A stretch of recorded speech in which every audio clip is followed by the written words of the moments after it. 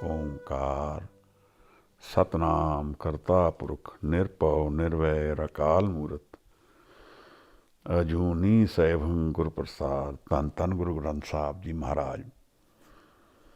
ਧੰਨ ਗੁਰੂ ਗੋਬਿੰਦ ਸਿੰਘ ਸਾਹਿਬ ਸੱਚੇ ਪਾਤਸ਼ਾਹ। ਨਜ਼ਰ ਕਰ ਦਿਓ ਪਾਤਸ਼ਾਹ ਦਰਵੇਸ਼ ਚਰਨਾਂ ਵਿੱਚ ਸੁਰਤ ਇਕਾਗਰ ਹੋ ਜੇ ਮਹਾਰਾਜ। ਸ਼ਬਦ ਸੁਰਤ ਦਾ ਮੇਲ ਹੋ ਸਕੇ ਸਾਹਿਬ ਜੀ। ਸ਼ਬਦ ਦੀ ਵਿਚਾਰ ਕਰਨ ਲੱਗੇ ਆ ਹਜ਼ੂਰ ਮਹਾਰਾਜ। ਆਪਣੀ ਕਿਰਪਾ ਕਰਨੀ, ਨਜ਼ਰ ਰੱਖਣੀ ਪਾਤਸ਼ਾਹ ਦਰਵੇਸ਼। ਧੰਨ ਗੁਰੂ ਨਾਨਕ ਸਾਹਿਬ ਸੱਚੇ ਪਾਤਸ਼ਾਹ। ਨਜ਼ਰ ਕਰ ਦਿਓ ਮਹਾਰਾਜ। ਵਾਹਿਗੁਰੂ ਜੀ ਕਾ ਖਾਲਸਾ, ਵਾਹਿਗੁਰੂ ਜੀ ਕੀ ਫਤਿਹ। ਮਹਾਰਾਜ ਅੱਜ ਦੀ ਪੌੜੀ 24ਵੀਂ ਪੌੜੀ ਦੀ ਅਸੀਂ ਅੱਜ ਵਿਚਾਰ ਕਰਨੀ ਹੈ। ਜੇ ਕੋਈ ਆਪ ਚੋਂ ਪੌੜੀ ਪੜ੍ਹ ਦਿਓ ਸਾਹਿਬ ਜੀ।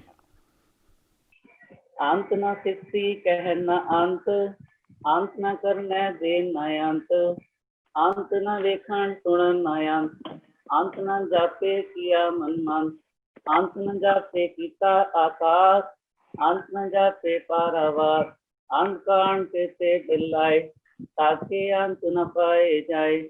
ਇਹੋ ਅੰਤ ਨਾ ਜਾਣੇ ਕੋਏ, ਬਹੁਤਾ ਕਹੀਏ ਬਹੁਤਾ ਹੋਏ, ਵੱਡਾ ਸਾਹਿਬ ਉੱਚਾ ਥਾਉ, ऊंचे ऊपर ऊंचा नाव, केवल ऊंचा होवे कोय, इस ऊंचे को जाने सोए।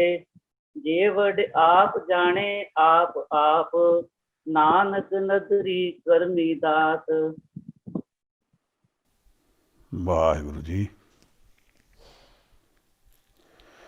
ਕਾਹਦੇ ਲਈ ਆਏ ਅਸੀਂ ਇੱਥੇ? ਕਾਹਦੇ ਲਈ ਆਏ ਆ? ਇਹ ਜਨਮ ਕਿਸ ਵਾਸਤੇ ਮਿਲਿਆ? ਕੀ ਕਮਾਉਣਾ ਹੈ ਅਸੀਂ? ਕੀ ਅਸੀਂ ਖੱਟ ਸਕਦੇ ਹਾਂ? ਕਿਸ ਪਾਸੇ ਅਸੀਂ ਜਾ ਸਕਦੇ ਹਾਂ? ਪਾਤਸ਼ਾਹ ਕਿਰਪਾ ਕਰਨ, ਨਜ਼ਰ ਕਰਨ, ਰਾਹ ਬਖਸ਼ਣ। ਜੀਵਨ ਵਿੱਚ ਪ੍ਰਸ਼ਨ ਅਗਰ ਗਲਤ ਪੁੱਛਾਂਗੇ ਤੇ ਫਿਰ ਜਵਾਬ ਗਲਤ ਹੀ ਮਿਲੇਗਾ। ਮਹਾਰਾਜ ਨੇ ਸਾਨੂੰ ਇਸ ਪੌੜੀ ਵਿੱਚ ਕਈ ਦਰਸ਼ਨ ਕਰਾ ਰਹੇ ਹਨ। ਮੈਨੂੰ ਲੱਗਦਾ ਹੈ 3 ਗੱਲਾਂ ਮੂਲ ਧਨ ਸਾਡੇ ਧਿਆਨ 'ਚ ਰੱਖਣ ਵਾਸਤੇ।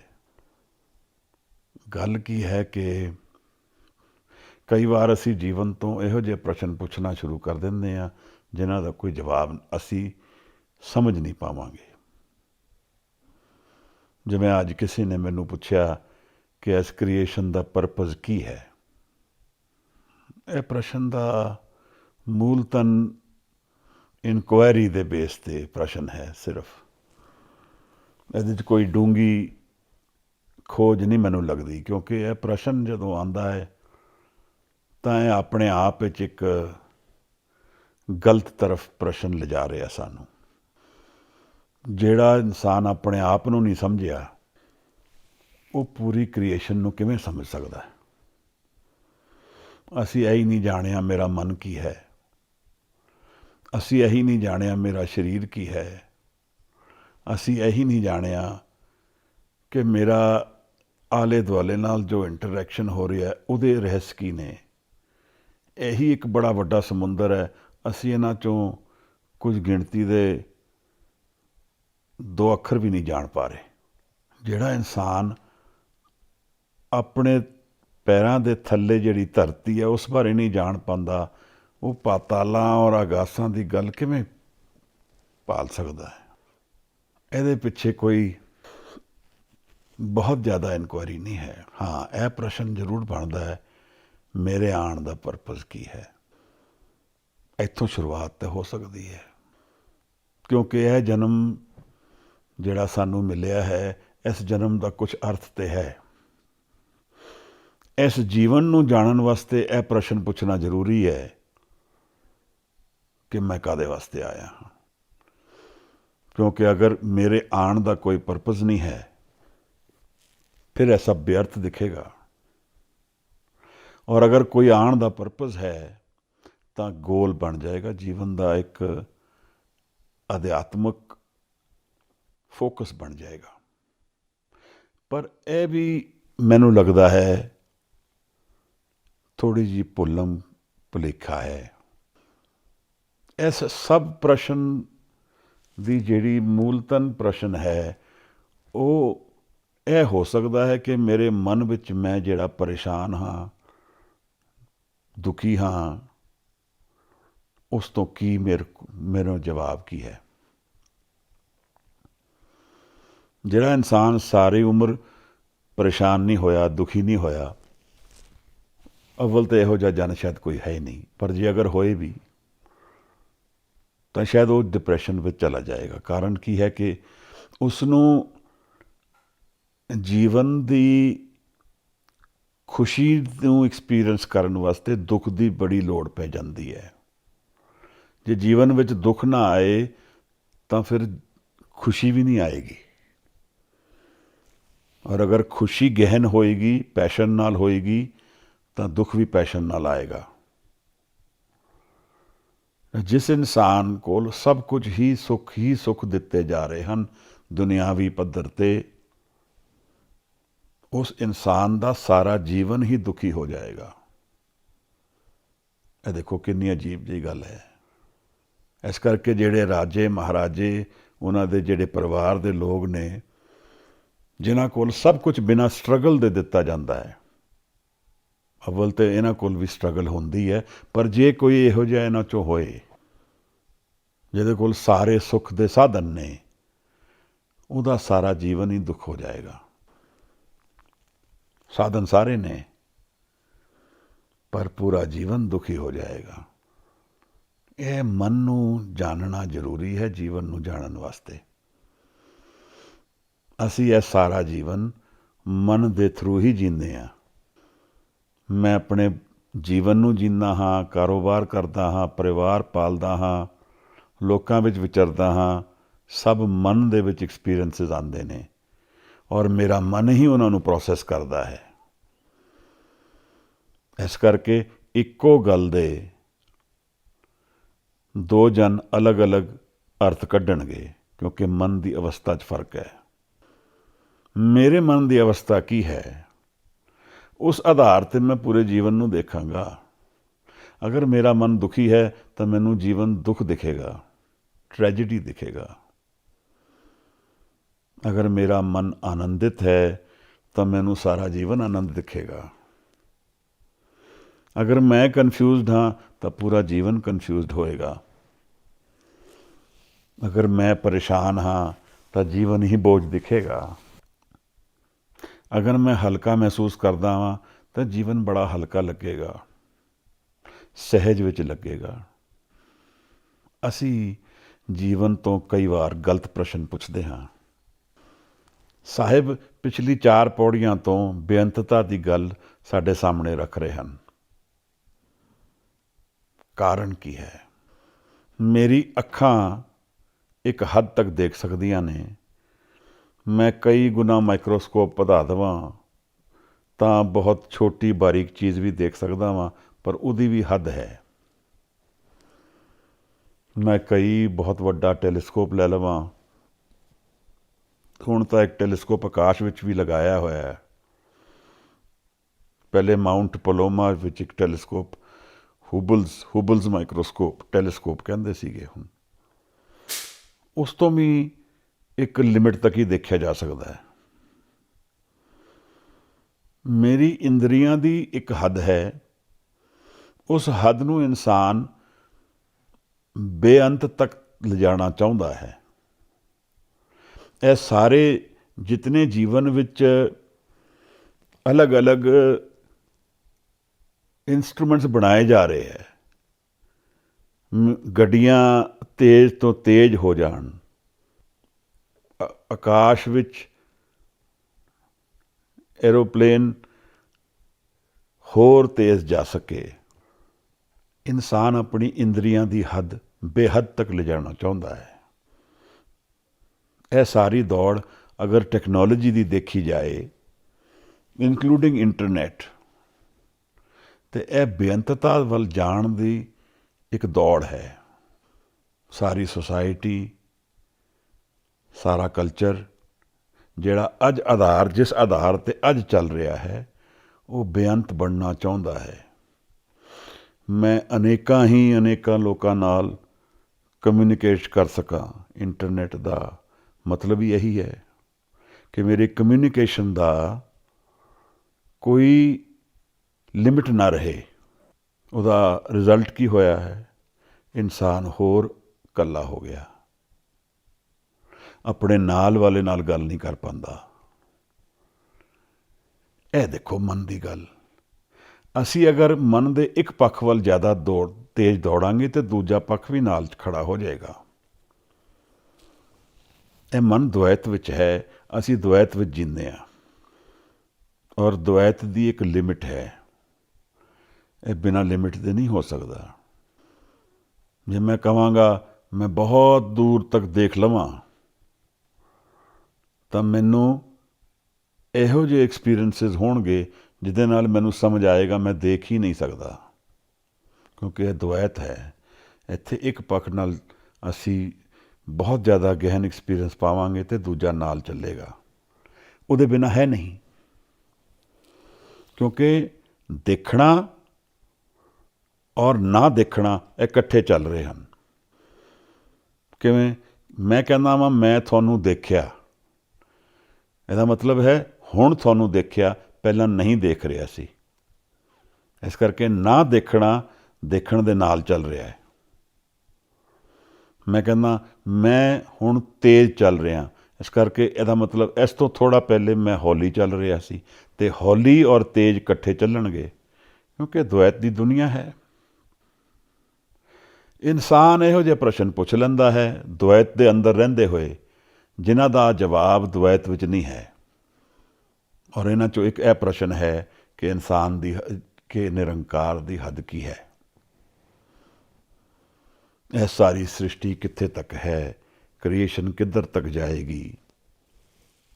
ਗੱਲ ਕੀ ਹੈ ਕਿ ਜਿਹੜੇ ਦਰਸ਼ਨ ਸਾਹਿਬ ਕੋਲ ਨੇ ਉਹ ਸਾਡੇ ਕੋਲ ਨਹੀਂ ਹਨ।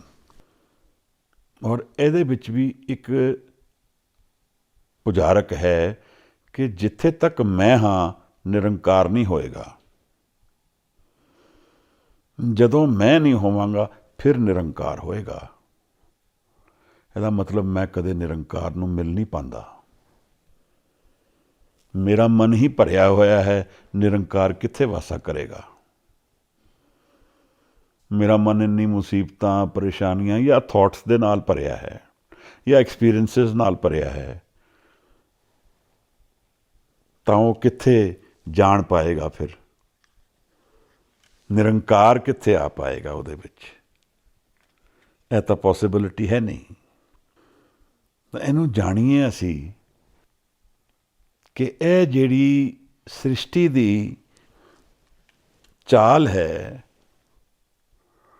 ਇਹ ਉਹਨਾਂ ਅੱਖਾਂ ਨਾਲ ਔਰ ਉਹਨਾਂ ਐਕਸਪੀਰੀਐਂਸਿਸ ਨਾਲ ਵਿਜ਼ੂਅਲਾਈਜ਼ ਨਹੀਂ ਹੋ ਸਕਦੀ ਜਿਨ੍ਹਾਂ ਨੂੰ ਅਸੀਂ ਇੰਦਰੀਆਂ ਕਹਿੰਦੇ ਹਾਂ।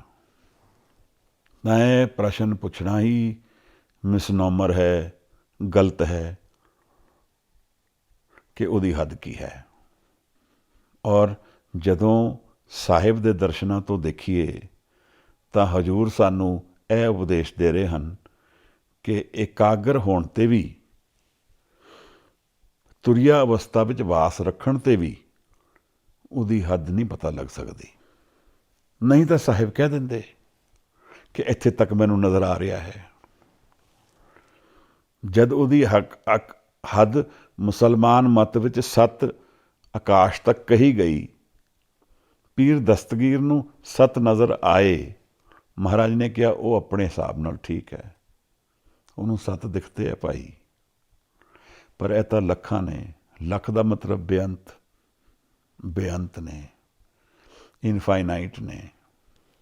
ਇੱਕ ਤਾਂ ਇਹ ਗੱਲ ਸਾਡੇ ਸਾਹਮਣੇ ਆ ਰਹੀ ਹੈ ਕਿ ਹਜ਼ੂਰ ਦੇ ਦਰਸ਼ਨ, ਪੂਰੇ ਬ੍ਰਹਮ ਗਿਆਨ ਦੇ ਦਰਸ਼ਨ ਸਾਨੂੰ ਇਹ ਉਪਦੇਸ਼ ਦੇ ਰਹੇ ਹਨ ਕਿ ਇਹ ਪ੍ਰਸ਼ਨ ਪੁੱਛਣਾ ਨਹੀਂ ਠੀਕ ਰਹਿੰਦਾ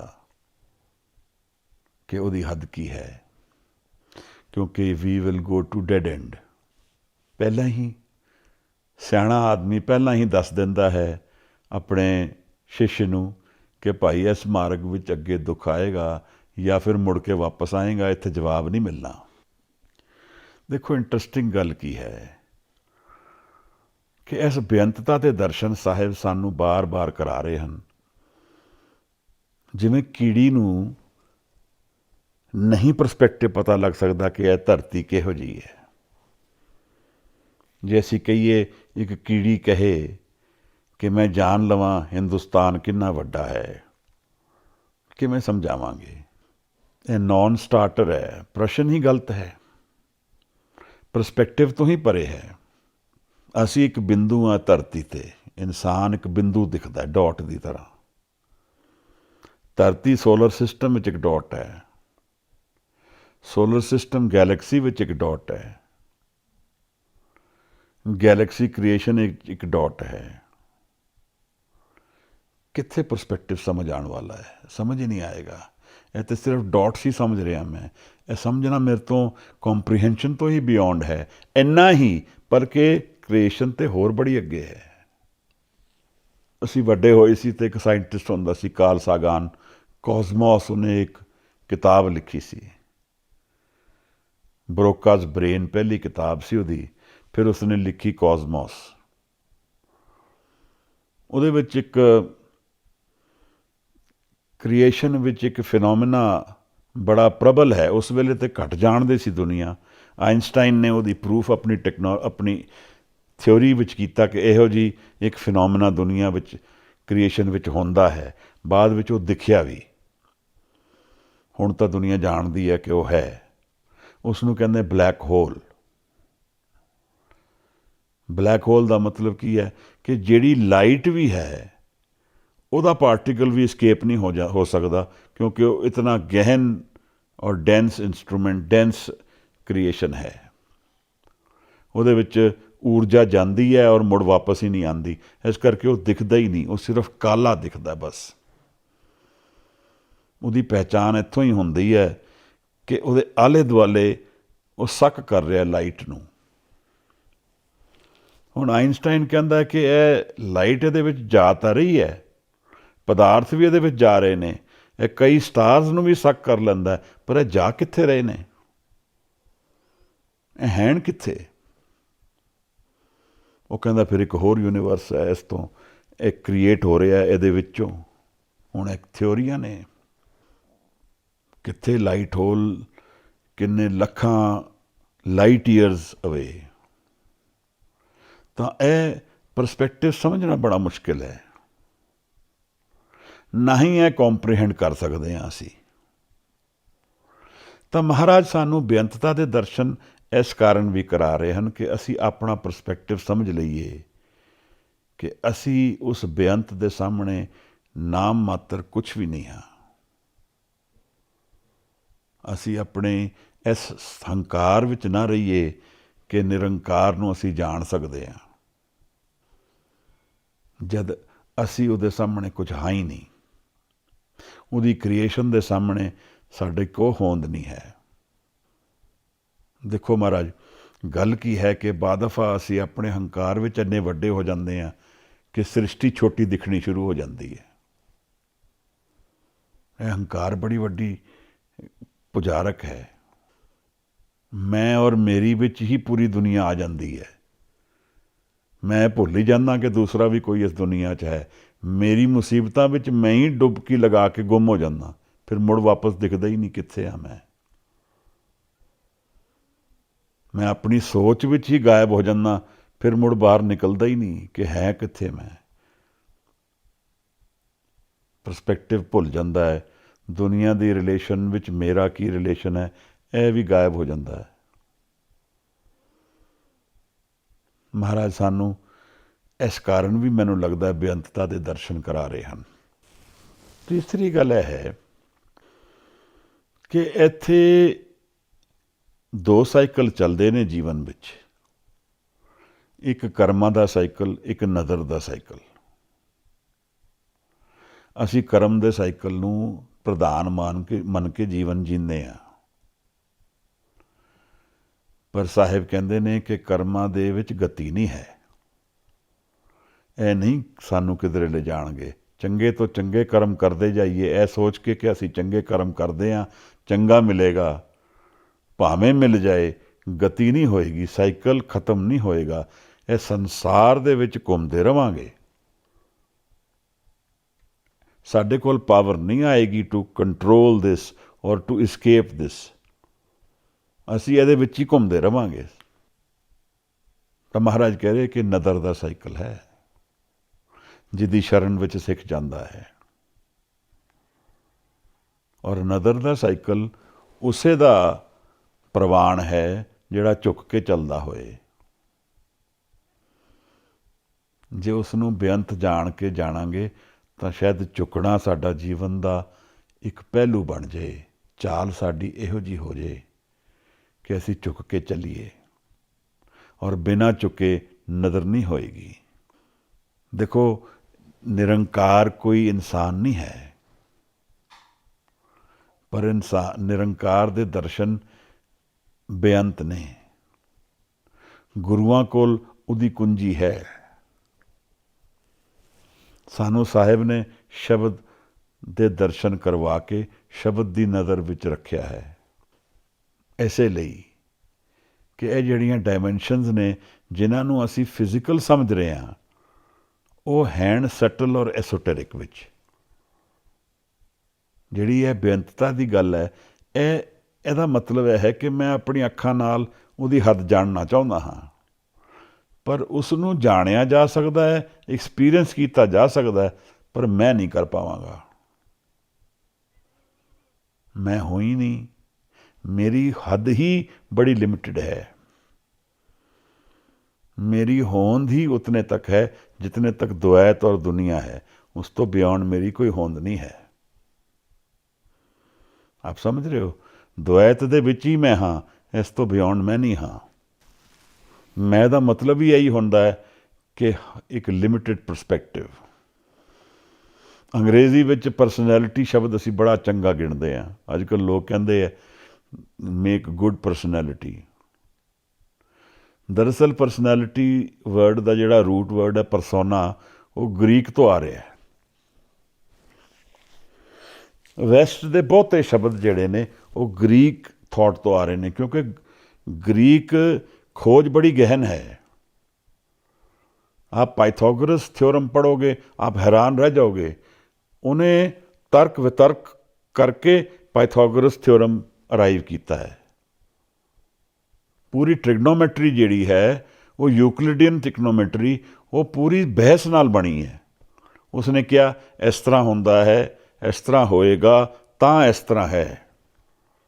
यह सेंसिस दे अंदर है, इस चीज़ नूं काबू किया गया। उन्होंने बहुत किया काम, और यह बड़ा मेहनत का काम है, कोई आसान गल नहीं है। और इस द्वैत दे उत्ते 399 BC विच रात नूं एक दिन सोक्रेटिस अपने दोस्त क्रेटो नूं दस रहा है कि किवें मौत नहीं है। आप देखो इस गल नूं, ਉਹਨੂੰ पूरा समझाता है कि दुनिया द्वैत दे अंदर है, इस करके जीवन और मौत भी ये दो पहलू ने जीवन दे। इन्हां विच इस तरह नहीं है कि मौत विच मैं मर जावांगा। एक चेंज दा परस्पैक्टिव है। ਉਹ ਜ਼ੂਇਸ ਦੀ ਗੱਲ ਕਰਦਾ ਹੈ, ਕਹਿੰਦਾ ਮੈਨੂੰ ਰਾਤ ਨੂੰ ਜਦੋਂ ਤੂੰ ਬੈਠਾ ਸੀ ਮੈਨੂੰ ਸੁਪਨਾ ਆਇਆ ਤੇ ਜ਼ੂਇਸ ਖੜੀ ਸੀ ਸਾਹਮਣੇ। ਜ਼ੂਇਸ ਇੱਕ ਗ੍ਰੀਕ ਗੋਡਿਸ ਹੈ। ਕਹਿੰਦਾ ਉਹ ਨਦੀ ਦੇ ਪਾਰ ਮੈਨੂੰ ਬੁਲਾ ਰਹੀ ਸੀ। ਨਦੀ ਦਾ ਮਤਲਬ ਜੀਵਨ, ਜੀਵਨ ਦੇ ਪਾਰ। ਅਸੀਂ ਕਿਸੇ ਦੇ ਨਾਲ ਪੜ੍ਹਨਾ, ਬੜੀ ਛੋਟੀ ਜਿਹੀ ਕਿਤਾਬ ਹੈ ਲਾਸਟ ਡੇਜ਼ ਆਫ ਸੋਕਰਟੀਜ਼। ਉਹਦੇ 'ਚ ਇੱਕ ਡਾਇਲੋਗ ਹੈ, ਇਹ ਸਿਰਫ ਮੇਰੇ ਖਿਆਲ 25 पेज ਦਾ ਡਾਇਲੋਗ ਵੀ ਨਹੀਂ ਹੋਣਾ, ਪਰ द्वैत ਆਪ ਨੂੰ ਸਮਝਾ ਦੇਗਾ ਕਿ द्वैत ਕਿਵੇਂ ਜੀਵਨ ਵਿੱਚ ਹੈ, ਚੰਗਾ ਮਾੜਾ ਕਿਵੇਂ ਨਾਲ ਨਾਲ ਚੱਲਦਾ ਹੈ, ਕਿਵੇਂ ਸੁੱਖ ਔਰ ਦੁੱਖ ਨਾਲ ਨਾਲ ਚੱਲਦੇ ਨੇ। ਹੁਣ ਮੈਂ ਕੱਲ੍ਹ ਲਾਓ ਤzu ਦੀ ਕਿਤਾਬ ਪੜ੍ਹਦਾ ਸੀ, ਬੜਾ ਪਿਆਰਾ ਪੁਰਸ਼ ਹੈ ਚੀਨ ਦਾ। ਅਗਰ ਕੋਈ ਅਧਿਆਤਮਕ ਪੁਰਸ਼ ਜਾਣਿਆ ਮੈਂ, ਉਹ ਲਾਓ ਤzu ਜਾਣਿਆ। ਕੀ ਗੱਲਾਂ ਕਰਦਾ ਉਹ ਕਹਿੰਦਾ ਬਿਊਟੀ ਨੂੰ ਦੇਖਣ ਵਿੱਚ ਮੈਂ ਅਗਲੀਨੈਸ ਕ੍ਰੀਏਟ ਕਰ ਰਿਹਾ। ਬਿਲਕੁਲ ਠੀਕ ਗੱਲ ਹੈ।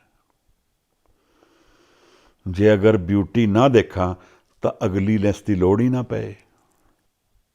ਇਸ ਕਰਕੇ ਜਿਨ੍ਹਾਂ ਲੋਕਾਂ ਨੇ ਜਾਣਿਆ ਬਲਕਿ ਇੱਕ ਜਗ੍ਹਾ ਲਾਓ ਤਸੂ ਇਹ ਵੀ ਕਹਿੰਦਾ ਇਹ ਸਭ ਕੁਝ ਮੈਂ ਇੰਨਾ ਬੇਅੰਤ ਹੈ ਕਿ ਇੱਥੇ ਇਹੀ ਕਿਹਾ ਜਾ ਸਕਦਾ ਹੈ ਕਿ ਉਹ ਇੱਕ ਹੈ, ਇੱਕ ਓਮਕਾਰ। ਜਿਨ੍ਹਾਂ ਨੇ ਜਾਣਿਆ ਉਹਨਾਂ ਦੇ ਦਰਸ਼ਨ ਨਿਹਾਲ ਨੇ। ਗੁਰੂ ਨਾਨਕ ਸਾਹਿਬ ਨੇ ਸਾਨੂੰ ਇੱਕ ਦੇ ਦਰਸ਼ਨ ਕਰਾਏ ਨੇ, ਇਸ ਬੇਅੰਤਤਾ ਨੂੰ ਇੱਕ ਦੇ ਨਾਲ ਜੋੜ ਦਿੱਤਾ ਹੈ। ਅਸੀਂ ਉਸ ਇੱਕ ਓਮਕਾਰ ਦੇ ਵਿੱਚ ਅਗਰ ਡੁਬਕੀ ਮਾਰ ਦਈਏ ਤੇ ਬੇਅੰਤ ਨੂੰ ਜਾਣ ਲਵਾਂਗੇ। ਦੇਖੋ ਕਿਵੇਂ ਨੇਚਰ ਜੁੜਦਾ ਹੈ। ਇੱਕ ਨੂੰ ਅਸੀਂ ਆਪਣੇ ਜੀਵਨ ਵਿੱਚ ਇਸ ਤਰ੍ਹਾਂ ਉਤਾਰੀਏ ਕਿ ਮੈਂ ਇੱਕ ਵਿੱਚ ਗੁੰਮ ਜਾਵਾਂ, ਗਵਾਚ ਜਾਵਾਂ, ਮੇਰਾ ਮਨ ਗਵਾਚ ਜਾਏ ਇੱਕ ਵਿੱਚ, ਤਾਂ ਨਿਰੰਕਾਰ ਦੀ ਇਨਫਾਈਨਾਈਟਿਜ਼ਮ ਵਿੱਚ ਉਤਰ ਜਾਏਗਾ, ਗਿਣਤੀ ਤੋਂ ਬੇਹੱਦ ਵਿੱਚ ਪਹੁੰਚ ਜਾਏਗਾ। ਪਰ ਮੈਂ ਨਹੀਂ ਪਹੁੰਚਾਂਗਾ, ਮੇਰੇ ਮਨ ਦਾ ਇੱਕ ਹਿੱਸਾ ਪਹੁੰਚੇਗਾ ਜਿਹਦੇ 'ਚ ਮੈਂ ਨਹੀਂ ਹਾਂ। ਜੀਵਨ ਦੀ ਸਾਰੀ ਤੱਤ ਦੀ ਗੱਲ ਇਸ ਮਨ ਦੀ ਚਾਬੀ ਨੂੰ ਖੋਲ੍ਹਣ ਦੀ ਹੈ। ਔਰ ਗੁਰੂ ਨਾਨਕ ਸਾਹਿਬ ਨੇ ਬਹੁਤ ਪਿਆਰੀ ਤਰ੍ਹਾਂ ਸਾਨੂੰ ਇਹ ਗੱਲ ਪੇਸ਼ ਕੀਤੀ ਹੈ। ਅੱਗੇ ਆਉਣ ਵਾਲੀ ਇੱਕ ਪੌੜੀ 'ਚ ਮਹਾਰਾਜ ਗੱਲ ਕਰਨਗੇ, ਮਨ ਜੀਤੇ ਜਗ ਜੀਤ। ਦੁਨੀਆ ਨੂੰ ਜਾਣਨਾ, ਪਹਿਲੇ ਆਪਣੇ ਮਨ ਨੂੰ ਤਾਂ ਜਾਣ ਲੈ ਭਾਈ। ਪੂਰੇ ਨਿਰੰਕਾਰ ਨੂੰ ਜਾਣਨ ਦੇ ਪ੍ਰਸ਼ਨ ਪੁੱਛਦਾ ਹੈ, ਆਪਣੇ ਅੰਦਰ ਤਾਂ ਝਾਕੀ ਮਾਰ ਲੈ। ਇਹ ਸਮਝ ਨਹੀਂ ਆਉਂਦੀ ਕਿ ਨੀਂਦ ਕੀ ਹੈ। ਬੜੀ ਛੋਟੀ ਜਿਹੀ ਗੱਲ ਹੈ, ਮੇਰੇ ਨਾਲ ਹੀ ਜੀਵਨ ਮੈਂ ਰੋਜ਼ ਸੌਂਦਾ ਵਾਂ, ਰੋਜ਼ ਉੱਠਦਾ ਵਾਂ, ਇਹ ਨਹੀਂ ਸਮਝ ਪਾਉਂਦਾ ਨੀਂਦਰ ਕੀ ਹੈ। ਪਰ ਮੈਂ ਪੁੱਛਦਾ ਵਾਂ ਪ੍ਰਸ਼ਨ ਇਹੋ ਜਿਹੇ ਜਿਹੜੇ ਪੂਰੀ ਕ੍ਰੀਏਸ਼ਨ ਦੇ ਤੱਤ 'ਤੇ ਖੜ੍ਹੇ ਨੇ। ਕਹਿਣ ਦਾ ਮਤਲਬ ਇਹ ਹੈ ਕਿ ਜੀਵਨ ਨੂੰ ਅਗਰ ਅਸੀਂ ਇੱਕ ਤਾਣੇ ਦੀ ਤਰ੍ਹਾਂ ਸਮਝਣਾ ਹੈ ਤਾਂ ਸਾਨੂੰ ਇੱਕ ਇੱਕ ਕਰਕੇ ਇਹਦੀ ਜਿਹੜੀ ਪੁਜਾਰਕਾਂ ਨੇ ਖੋਲ੍ਹਣੀਆਂ ਪੈਣਗੀਆਂ।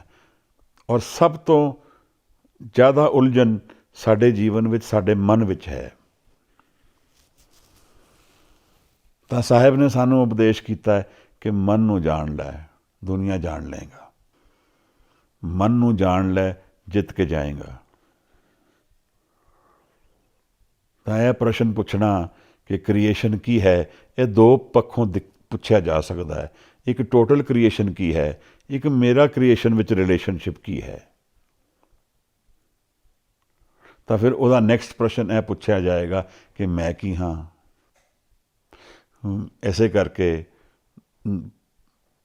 ਜਿਹੜਾ ਸਾਨੂੰ ਸ਼ਬਦ ਦਿੱਤਾ ਭਗਤ ਕਬੀਰ ਜੀ ਨੇ, ਬੰਦੇ ਖੋਜ ਦਿਲ ਹਰ ਰੋਜ਼, ਨਾ ਫਿਰ ਪਰੇਸ਼ਾਨੀ ਮਾਹੇ। ਤੂੰ ਪਰੇਸ਼ਾਨ ਹੈ ਭਾਈ, ਕ੍ਰੀਏਸ਼ਨ ਦੀ ਗੱਲ ਤਾਂ ਛੱਡ, ਆਪਣੇ ਮਨ ਨੂੰ ਟਟੋਲ ਲੈ ਨਾ ਪਹਿਲਾਂ। ਜਦ ਇਸ ਮਨ ਦਾ ਹੱਲ ਕੱਢ ਲਏਗਾ, ਸਾਰੀ ਸ੍ਰਿਸ਼ਟੀ ਦਾ ਹੱਲ ਨਿਕਲ ਜਾਏਗਾ।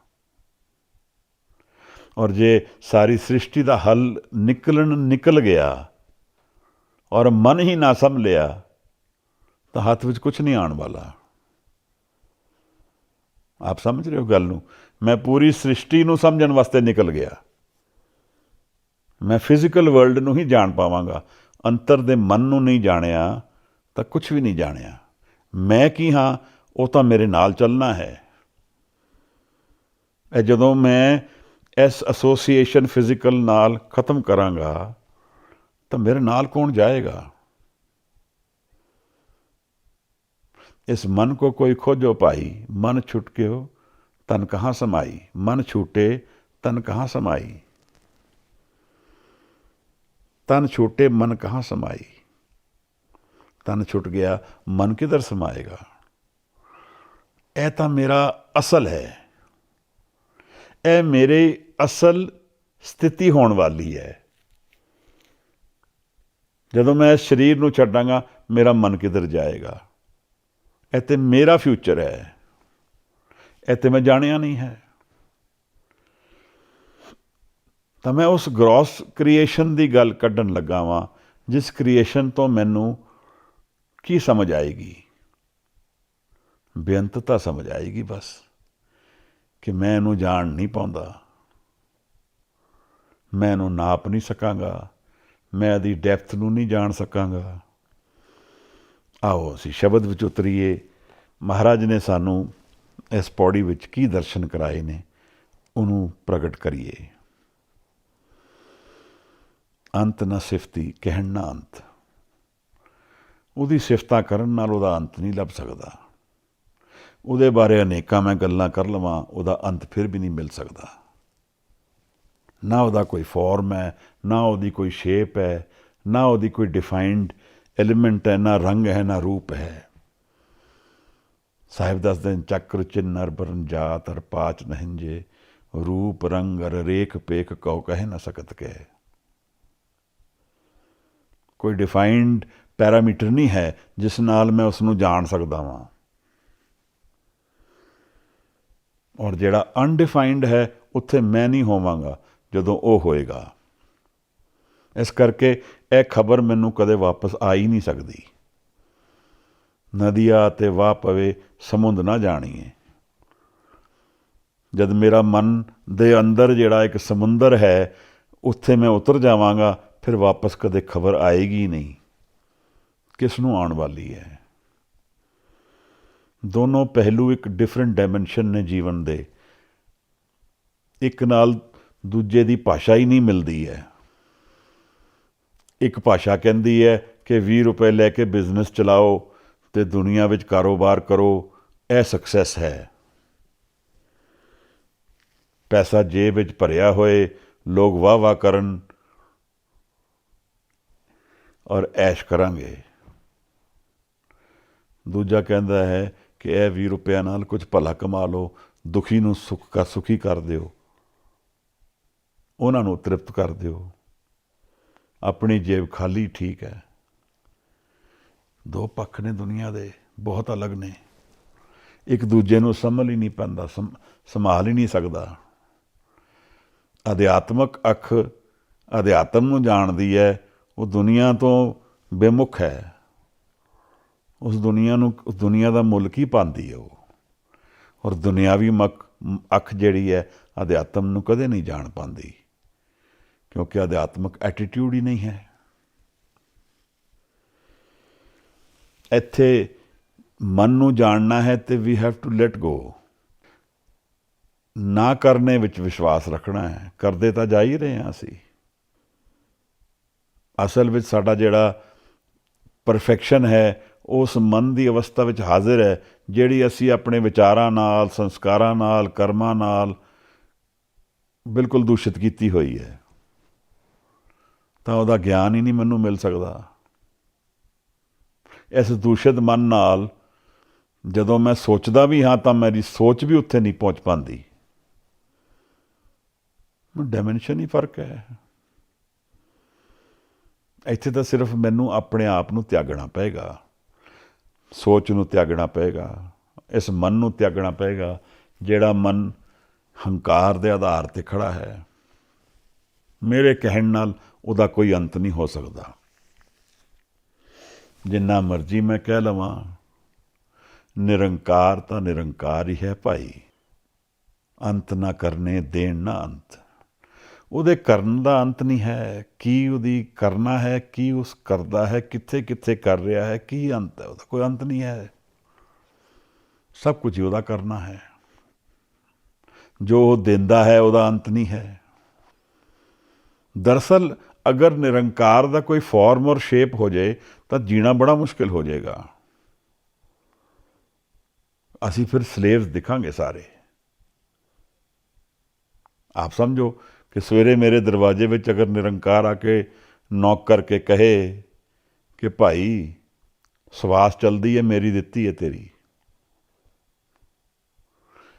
ਤਾਂ ਅਸੀਂ ਜਾਂ ਤਾਂ ਆਪਣੇ ਮਨ ਨੂੰ ਤਿਆਗਣਾ ਪਏਗਾ, ਤਾਂ ਹੀ ਉਸ ਨੂੰ ਐਕਸੈਪਟ ਕਰ ਪਾਵਾਂਗੇ, ਕਿਉਂਕਿ ਸਾਡਾ ਹਰ ਕੁਛ ਹੀ ਉਹਦੇ ਕੋਲ ਹੈ। ਸਾਡਾ ਮਨ, ਤਨ ਔਰ ਧਨ ਸਭ ਕੁਝ ਉਹਦਾ ਦਿੱਤਾ ਹੈ। ਔਰ ਅਗਰ ਉਹ ਕਹਿਣਾ ਸ਼ੁਰੂ ਹੋ ਜਾਏ ਹਰ ਘੜੀ 'ਤੇ ਕਿ ਇਹ ਮਨ ਦੇ ਵਿੱਚ ਸੋਚ ਆਈ ਹੈ, ਮੇਰੀ ਸੋਚ ਹੈ, ਤਾਂ ਸੋਚਣਾ ਛੱਡ ਦਿਆਂਗੇ, ਸੋਚਣਾ ਹੀ ਮੁਸ਼ਕਿਲ ਹੋ ਜਾਏਗਾ। ਇਸ ਕਰਕੇ ਨਿਰੰਕਾਰ ਨੇ ਸਾਨੂੰ ਆਜ਼ਾਦੀ ਦਿੱਤੀ ਹੈ, ਫਰੀਡਮ ਦਿੱਤੀ ਹੈ। ਔਰ ਉਹ ਫਰੀਡਮ ਨਾ ਹੋਏ ਤਾਂ ਜੀਵਨ ਨਹੀਂ ਚੱਲ ਸਕਦਾ। ਉਸ ਫਰੀਡਮ ਦੇ ਵਿੱਚ ਫਿਰ ਇਹ ਗਿਆਨ ਹੋਣਾ ਜ਼ਰੂਰੀ ਹੋ ਜਾਂਦਾ ਹੈ ਕਿ ਜੀਵਨ ਕੀ ਹੈ। ਔਰ ਜੀਵਨ ਦਾ ਰਹੱਸ ਠੋਕਰ ਖਾਣ ਤੋਂ ਮਿਲਦਾ ਹੈ। ਜੀਵਨ ਦਾ ਰਹੱਸ ਜੀਵਨ ਦੇ ਦੁੱਖਾਂ ਵਿੱਚੋਂ ਮਿਲਦਾ ਹੈ। ਜੀਵਨ ਦੀ ਜੋ ਤੱਤ ਹੈ ਗਿਆਨ, ਉਹਦੇ ਵੱਲ ਮੂੰਹ ਤਾਂ ਹੀ ਮੋੜਦਾ ਇਨਸਾਨ ਜਦੋਂ ਦੁਨੀਆ ਤੋਂ ਨਿਰਾਸ਼ ਹੋ ਜਾਂਦਾ ਹੈ। ਰੇ ਮਨ ਐਸੋ ਕਰ ਸੰਨਿਆਸਾ, ਬਨ ਸੇ ਸਦਨ ਸਭੈ ਕਰ ਸਮਝੋ, ਮਨ ਹੀ ਮਾਹੇ ਉਦਾਸਾ। ਮਨ ਵਿੱਚ ਉਦਾਸ ਕਿਉਂ ਹੈ? ਕਿਉਂਕਿ ਇੱਥੇ ਕੁਝ ਹੈ ਨਹੀਂ ਜੋ ਮੇਰੇ ਲਾਇਕ ਹੈ। ਇਹ ਜੋ ਮੇਲਾ, ਇਹ ਜੋ ਦੁਨੀਆ ਸਹਿਰ ਮੇਲਾ, ਦਸਤਗੀਰੀ ਨਾ ਹੈ। ਖਿਡੌਣੇ ਨੇ ਕੁਝ, ਬਸ ਦਿਲ ਨੂੰ ਪਰਚਾਉਣ ਲਈ ਕੁਝ ਸਮੇਂ ਲਈ ਖਿਡੌਣੇ ਹਨ। ਨਾ ਇੱਥੇ ਕੋਈ ਰਿਲੇਸ਼ਨਸ਼ਿਪ ਸੱਕੇ ਨੇ, ਉਹ ਵੀ ਸੁਪਰਫਿਸ਼ਲ ਨੇ, ਕਾਰਨ ਨੇ ਉਹਦੇ, ਕਿਉਂਕਿ ਅਸੀਂ ਆਪਣੇ ਆਪ ਨੂੰ ਹੀ ਨਹੀਂ ਜਾਣਦੇ, ਦੂਸਰੇ ਨਾਲ ਕੀ ਰਿਲੇਸ਼ਨਸ਼ਿਪ ਪਾ ਸਕਦੇ ਹਾਂ। ਤਾਂ ਸਾਹਿਬ ਕਹਿੰਦੇ ਨੇ ਉਹਦਾ ਅੰਤ ਨਹੀਂ ਹੈ ਉਹਦੇ ਕਰਨ ਦਾ। ਮਹਾਰਾਜ ਦੀ ਕੋਟਾਨ ਕੋਟ ਨਮਸਕਾਰ ਹੈ ਸਾਹਿਬ ਨੂੰ। ਬੇਅੰਤਤਾ ਦੇ ਦਰਸ਼ਨ ਕਰਾ ਰਹੇ ਹਨ। ਬਾਗੋ ਬਾਗ ਕਰ ਦੇਣਗੇ ਮਨ ਨੂੰ, ਅਗਰ ਉਹਨਾਂ ਦੇ ਚਰਨਾਂ ਵਿੱਚ ਗਿਆਨ ਪ੍ਰਾਪਤ ਕਰ ਲਈਏ ਕਿ ਮੈਂ ਹਾਂ ਨਹੀਂ, ਨਿਰੰਕਾਰ ਹੀ ਹੈ ਬਸ। ਵਾਹਿਗੁਰੂ ਮਹਾਰਾਜ ਅੰਤ ਨਾ ਕਰਨੇ, ਦੇਣ ਨਾ ਅੰਤ। ਉਹਦੇ ਦੇਣ ਨਾ ਕੋਈ ਅੰਤ ਨਹੀਂ ਹੈ, ਦਿੰਦਾ ਹੀ ਆ ਰਿਹਾ ਹੈ ਉਹ ਤਾਂ। ਲੈਣ ਵਾਲੇ ਥੱਕ ਗਏ ਹਨ। ਅੰਤ ਨਾ ਵੇਖਣ, ਸੁਣਨ ਨਾ ਅੰਤ। ਉਹਨੂੰ ਵੇਖਣ ਦੇ ਕਈ ਤਰੀਕੇ ਲੱਭੇ ਅਸੀਂ, ਅਨੇਕਾਂ ਹੀ ਤਰੀਕੇ ਲੱਭ ਲਏ ਹਨ। ਕੋਈ ਮਾਈਕਰੋਸਕੋਪ ਵਿੱਚ ਜਾਂਦਾ ਹੈ ਤੇ ਪਾਰਟੀਕਲ ਫਿਜ਼ਿਕਸ ਵਿੱਚ ਹੋਰ ਛੋਟਾ, ਹੋਰ ਛੋਟਾ, ਹੋਰ ਛੋਟਾ, ਇੱਕ ਪੂਰੀ ਸਾਇੰਸ ਹੈ, ਕੁਆਂਟਮ ਫਿਜ਼ਿਕਸ ਕਹਿੰਦੇ ਉਸ ਨੂੰ। ਤਾਂ ਕੁਆਂਟਮ ਫਿਜ਼ਿਕਸ ਦੇ ਰੂਲ ਹੀ ਅਲੱਗ ਨੇ ਕਿ ਛੋਟੇ ਪਾਰਟੀਕਲਸ ਕਿਸ ਤਰ੍ਹਾਂ ਬਿਹੇਵ ਕਰਦੇ ਹੈ। ਦੂਜਾ ਦੇਖਦਾ ਹੈ ਤੇ ਉਹ ਗੈਲੈਕਸੀਜ਼ ਨੂੰ ਲੱਭ ਰਿਹਾ ਹੈ ਜਿਹੜੀਆਂ ਕਦੇ ਸਾਡੇ ਪਹੁੰਚਣ ਦੀ ਪੋਸੀਬਿਲਿਟੀ ਵਿੱਚ ਨਹੀਂ ਹਨ। ਮਹਾਰਾਜ ਕਹਿੰਦੇ ਨੇ ਕਿ ਅੰਤ ਨਾ ਵੇਖਣ, ਉਹਦੇ ਵੇਖਣ ਨਾਲ ਉਹਦਾ ਅੰਤ ਨਹੀਂ ਲੱਭਦਾ ਹੁੰਦਾ, ਜਿੰਨਾ ਮਰਜ਼ੀ ਵੇਖਦੇ ਰਹੀਏ। ਮਹਾਰਾਜ ਸਾਨੂੰ ਬੇਅੰਤਤਾ ਦੇ ਦਰਸ਼ਨ ਕਰਾ ਰਹੇ ਹਨ। ਜੀਵਨ ਦਾ ਪਰਸਪੈਕਟਿਵ ਮਿਲ ਜਾਏ ਭਾਈ, ਅਸੀਂ ਆਪਣੇ ਆਪ ਨੂੰ ਜ਼ਿਆਦਾ ਉੱਚਾ ਹੀ ਨਾ ਸਮਝਣਾ ਸ਼ੁਰੂ ਕਰ ਦਈਏ। ਤੀਸਰਾ, ਸਾਹਿਬ ਸਾਨੂੰ ਆਪਣੇ ਸੁਰਤ ਦੇ ਦਰਸ਼ਨ ਕਰਾ ਰਹੇ ਹਨ। ਇਹ ਸਾਹਿਬ ਦੇ ਬ੍ਰਹਮ ਗਿਆਨ ਅਵਸਥਾ ਦੇ ਦਰਸ਼ਨ ਹਨ। ਬਾਰ ਬਾਰ ਬੇਅੰਤਤਾ ਦੀ ਗੱਲ ਕਰਦੇ ਹਨ, ਸੁਰਤ ਦੇ ਗਿਆਨ ਦੇ ਦਰਸ਼ਨ ਹਨ। ਜਦੋਂ ਸਤੋਰੀ ਵਿੱਚ ਸਾਹਿਬ ਜਾਂਦੇ ਨੇ, ਹਜੂਰ ਬਿਸਮਾਦ ਵਿੱਚ ਜਾਂਦੇ ਨੇ, ਇਹੀ ਗਿਆਨ ਉਹਨਾਂ ਨੂੰ ਮਿਲ ਗਿਆ, ਇਹੀ ਉਹ ਸਾਨੂੰ ਦੇ ਰਹੇ ਹਨ। ਤੀਸਰਾ, ਸਾਨੂੰ ਨਜ਼ਰ ਲਈ ਤਿਆਰ ਕਰ ਰਹੇ ਹਨ। ਅਸੀਂ ਝੁੱਕ ਕੇ ਚੱਲੀਏ ਭਾਈ, ਨੀਵੇਂ ਹੋ ਕੇ ਚੱਲੀਏ ਜੀਵਨ ਵਿੱਚ, ਉਸ ਨੂੰ ਉੱਚਾ ਗਣੀਏ, ਆਪਣੇ ਆਪ ਨੂੰ ਨੀਵਾਂ ਮੰਨ ਕੇ ਚੱਲੀਏ। ਕਈ ਵਾਰ ਉਸ ਨੂੰ ਅਸੀਂ ਆਪਣੇ ਬਰਾਬਰ ਗਿਣ ਲੈਂਦੇ ਹਾਂ, ਉਸ ਤੋਂ ਮੂੰਹ ਮੋੜ ਲੈਂਦੇ ਹਾਂ, ਮਨਮੁਖ ਬਣ ਜਾਂਦੇ ਹਾਂ। ਜੀਵਨ ਵਿੱਚ ਜਦੋਂ ਅਸੀਂ ਨਿਰਾਸ਼ ਹੁੰਦੇ ਹਾਂ, ਅਸੀਂ ਕਹਿੰਦੇ ਹਾਂ ਰੱਬ ਨਹੀਂ ਹੈ, ਬਰਾਬਰ ਹੋ ਗਿਆ ਸਾਡੇ ਕੋਲ ਪਾਵਰ ਆ ਗਈ ਉਹਨੂੰ ਕ੍ਰੀਏਟ ਕਰਨ ਦੀ, ਉਹਨੂੰ ਡਿਸਟਰੋਏ ਕਰਨ ਦੀ। ਪਰਸਪੈਕਟਿਵ ਨਹੀਂ ਹੈ। ਕਈ ਸਾਲ ਪਹਿਲੇ ਸਾਡੇ ਇੱਕ ਰਿਸ਼ਤੇਦਾਰ, ਉਹਨਾਂ ਦੇ ਘਰ ਇੱਕ ਛੋਟਾ ਬਾਲ ਹੋਇਆ। ਉਹ ਬਾਲ ਬਹੁਤ ਬਿਮਾਰ ਹੋਇਆ, ਚੱਲ ਨਹੀਂ ਪਾਇਆ। ਉਮਰ ਤੋਂ ਛੋਟੀ ਉਮਰ ਵਿੱਚ ਉਹਦਾ ਦੇਹ ਸੰਸਕਾਰ ਹੋ ਗਿਆ। ਕਹਿਣ ਲੱਗੇ ਮੈਨੂੰ ਰੱਬ ਨਹੀਂ ਹੈ। ਕਾਰਨ ਉਹ ਹਰ ਗੁਰਦੁਆਰੇ ਗਏ ਮੰਗਣ ਵਾਸਤੇ ਕਿ ਇਹਦੀ ਉਮਰ ਵੱਧ ਜੇ। ਕਹਿੰਦੇ ਰੱਬ ਨਹੀਂ ਹੈ। ਨਿਰਾਸ਼ਤਾ ਸਾਨੂੰ ਇਹੋ ਜਿਹੇ ਦਰਸ਼ਨ ਕਰਾਉਂਦੀ ਹੈ। ਅਸੀਂ ਆਪਣੀ ਹੋਂਦ ਨੂੰ ਇਤਨਾ ਉੱਚਾ ਸਮਝ ਲੈਂਦੇ ਹਾਂ ਕਿ ਅਸੀਂ ਜੱਜ ਕਰ ਸਕਦੇ ਹਾਂ ਉਹ ਹੈ ਕਿ ਨਹੀਂ ਹੈ। ਸਾਹਿਬ ਇਹ ਚੀਜ਼ ਸਾਡੇ ਮਨ ਵਿੱਚ ਬਿਠਾ ਰਹੇ ਹਨ ਕਿ ਉਹ ਬੇਅੰਤ ਹੈ, ਬਾਰ ਬਾਰ ਬਿਠਾ ਰਹੇ ਹਨ। ਇਹ ਪੌੜੀਆਂ ਸਾਰੀਆਂ ਇਕੱਠੇ ਰੱਖੀਆਂ ਨੇ ਤਾਂ ਕਿ ਜੀਵਨ ਦੇ ਵਿੱਚ ਅਧਿਆਤਮ ਵਿੱਚ ਉਤਰਨ ਵਾਸਤੇ ਮਨ ਦੀ ਇੱਕ ਐਟੀਟਿਊਡ ਬਣ ਜਾਏ। ਅਪਰੋਚ ਕਿਵੇਂ ਕਰਨਾ ਸਪਿਰਿਚੁਅਲਿਟੀ ਨੂੰ, ਮੈਂ ਉਹਦੇ ਸਾਹਮਣੇ ਕੁਛ ਨਹੀਂ ਹਾਂ, ਉਹ ਬੇਅੰਤ ਹੈ। ਮੈਂ ਉਹਦੇ ਸਾਹਮਣੇ ਝੁਕ ਸਕਦਾ ਵਾਂ, ਆਪਣੇ ਸਿਰ ਨੂੰ ਮਨ ਨੂੰ ਅਰਪਣ ਕਰ ਸਕਦਾ ਹਾਂ। ਮੈਂ ਉਸ ਨੂੰ ਬੇਅੰਤ ਜਾਣ ਕੇ ਚਲਾਂਗਾ, ਜੀਵਨ ਵਿੱਚ ਸੁਖੀ ਰਵਾਂਗਾ, ਨਹੀਂ ਤਾਂ ਦੁੱਖ ਪਾਵਾਂਗਾ। ਮਹਾਰਾਜ ਇਹੀ ਚੀਜ਼ ਬਾਰ-ਬਾਰ ਸਾਨੂੰ ਦੁਹਰਾ ਰਹੇ ਹਨ। ਇਹ ਕਿਉਂ ਕਰ ਰਹੇ ਹਨ ਸਾਹਿਬ? ਇਹ ਸਾਨੂੰ ਸਮਝਣਾ ਜ਼ਰੂਰੀ ਹੈ। ਸਾਡੇ ਮਨ ਦੇ ਐਟੀਟਿਊਡ ਸੈੱਟ ਕਰ ਰਹੇ ਹਨ। ਅੰਤ ਨਾ ਜਾਪੇ ਕਿਆ ਮਨ ਮੰਤ, ਅੰਤ ਨਹੀਂ ਜਾਣਿਆ ਜਾ ਸਕਦਾ। ਉਹਦੇ ਮਨ ਦੀ ਕੀ ਵਿਧੀ ਹੈ, ਉਹਦੇ ਮਨ ਦੇ ਕੀ ਵਿਚਾਰ ਨੇ, ਉਹਦੇ ਮਨ ਦੇ ਵਿੱਚ ਕੀ ਫੁਰਨਾ ਹੈ, ਕੀ ਕਰਨ ਲੱਗਾ ਹੈ, ਇਹ ਨਹੀਂ ਜਾਣਿਆ ਜਾ ਸਕਦਾ। ਉਹਦਾ ਅੰਤ ਨਹੀਂ ਜਾਣਿਆ ਜਾ ਸਕਦਾ। ਮਹਾਰਾਜ ਜੋ ਇਨਸਾਨ ਸਾਗਰ ਦੇ ਨਾਲ ਖੜਾ ਹੋ ਕੇ ਇਹ ਵਿਚਾਰਦਾ ਰਹੇ ਕਿ ਸਾਗਰ ਕਿੰਨਾ ਵੱਡਾ ਹੈ, ਉਹ ਕਦੇ ਸਾਗਰ ਵਿੱਚ ਉਤਰ ਨਹੀਂ ਪਾਏਗਾ। ਔਰ ਜਦੋਂ ਉਹ ਛਾਲ ਮਾਰ ਕੇ ਸਾਗਰ ਵਿੱਚ ਆਪਣੇ ਆਪ ਨੂੰ ਅਰਪਣ ਕਰ ਦੇ ਤਾਂ ਸਾਗਰ ਦਾ ਰੂਪ ਹੋ ਜਾਏਗਾ, ਸਾਗਰ ਹੀ ਬਣ ਜਾਏਗਾ। ਸਾਹਿਬ ਸਾਨੂੰ ਦਰਸ਼ਨ ਕਰਾ ਰਹੇ ਹਨ। ਮਹਾਰਾਜ ਅੰਤ ਨਾ ਜਾਪੇ ਕਿਆ ਮਨ ਮੰਤ, ਉਹਦੇ ਮਨ ਦੀ ਮਿਸਟਰੀਜ਼ ਕੀ ਨੇ,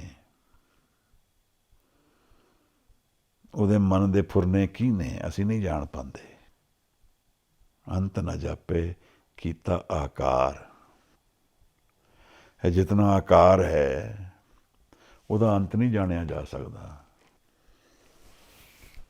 ਕਿਉਂਕਿ ਸਪਿਰਿਟ ਇਨਫਾਈਨਾਈਟ ਹੈ, ਉਹਦਾ ਆਕਾਰ ਵੀ ਇਨਫਾਈਨਾਈਟ ਹੈ। ਤਾਂ ਇਹ ਜਿਹੜਾ ਪ੍ਰਸ਼ਨ ਹੈ ਜੀਵਨ ਵਿੱਚ ਅਗਰ ਮੈਂ ਪੁੱਛਾਂਗਾ ਤਾਂ ਮੈਂ ਇੱਕ ਡੈਡ ਐਂਡ ਵੱਲ ਜਾਵਾਂਗਾ। ਮੈਂ ਨਹੀਂ ਜਾਣ ਪਾਵਾਂਗਾ ਉਹ ਕੀ ਹੈ, ਇਸ ਤਰ੍ਹਾਂ ਨਹੀਂ ਜਾਣਿਆ ਜਾਏਗਾ। ਉਹਦੀ ਇਨਕੁਆਇਰੀ ਕਿਸ ਤਰ੍ਹਾਂ ਕਰਨੀ ਹੈ, ਉਹਦੇ ਭੇਦ ਅਲੱਗ ਨੇ। ਪਰ ਇਹ ਇਨਕੁਆਇਰੀ ਇੰਦਰੀਆਂ ਦੇ ਜ਼ਰੀਏ ਨਹੀਂ ਹੋ ਸਕਦੀ, ਇਹਨਾਂ ਨੂੰ ਤਿਆਗਣਾ ਪਏਗਾ। ਜਿਵੇਂ ਮੈਂ ਜਰਮਨੀ ਜਾ ਕੇ ਹਿੰਦੀ ਵਿੱਚ ਬੋਲਣਾ ਸ਼ੁਰੂ ਕਰ ਦਿਆਂ ਤਾਂ ਮੇਰਾ ਕੋਈ ਨਹੀਂ ਜਾਣ ਪਾਏਗਾ ਕਿ ਕਿਸ ਤਰ੍ਹਾਂ ਮੈਂ ਚੱਲਣਾ ਹੈ। ਮੈਂ ਉੱਥੇ ਆਪਣੇ ਆਪ ਨੂੰ ਡੀਲ ਨਹੀਂ ਕਰ ਪਾਵਾਂਗਾ। ਜਿਵੇਂ ਮੈਂ ਪਾਣੀ ਵਿੱਚ ਜਾ ਕੇ ਇਹ ਸੋਚਾਂ ਕਿ ਮੈਂ ਸਾਹ ਲੈ ਲਵਾਂਗਾ, ਡਾਇਮੈਂਸ਼ਨਸ ਹੀ ਫਰਕ ਨੇ। ਵਿਧੀਆਂ ਚਾਹੀਦੀਆਂ ਫਸਟ ਟੂ ਅੰਡਰਸਟੈਂਡ ਕਿ ਡਾਇਮੈਂਸ਼ਨ ਫਰਕ ਹੈ। ਸਪਿਰਿਚੁਅਲਿਟੀ ਦੀ ਡਾਇਮੈਂਸ਼ਨ ਬੜੀ ਫਰਕ ਹੈ, ਅਧਿਆਤਮ ਦਾ ਮਾਰਗ ਬੜਾ ਫਰਕ ਹੈ। ਇੱਥੇ ਫਕੀਰ ਰਾਜੇ ਹੁੰਦੇ ਹੈ ਔਰ ਰਾਜਿਆਂ ਦਾ ਕੋਈ ਮੁੱਲ ਨਹੀਂ ਹੈ।